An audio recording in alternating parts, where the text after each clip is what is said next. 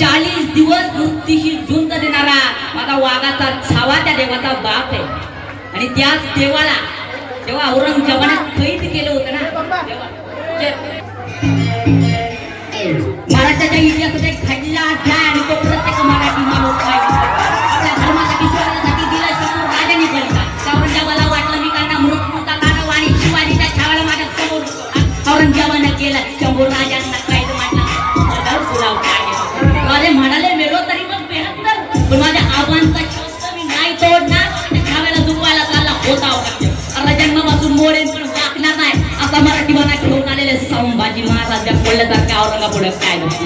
महाराज वाकले नाही झुकले नाही म्हणून त्या औरंगजेबाने शंभू राजांच्या हातापायचे काही नग काय पण खरे त्यांना तो छळतच राहिला. पण हा वाघाचा खावा पण काही फुटलाच नाही. मग तो औरंगजेब पण काही थांबलाच नाही.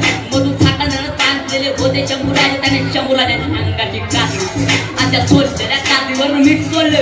अगं अंग झालं रक्ताने लाडला त्यांचं. पण मराठी बाळा पण वागणार नाही. किती ठरवलं कोणता हा तो प्रसंग तरी पण हा संभाजी राजा पण काही चुकलाच नाही.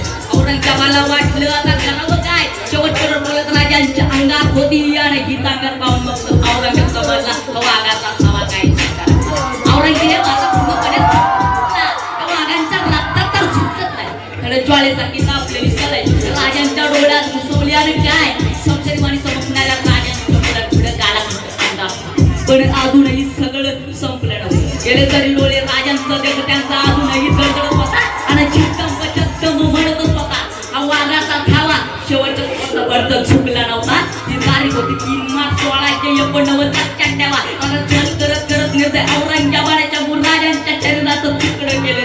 त्या तुकडं झालं शरीर. आबासाहेब मला माफ करा. आपलं स्वराज्य जास्त काही मोठं नाही करू शकतो. आपल्या धर्माची लाज लागली आणि आता सगळं संपलं. धन्यवाद.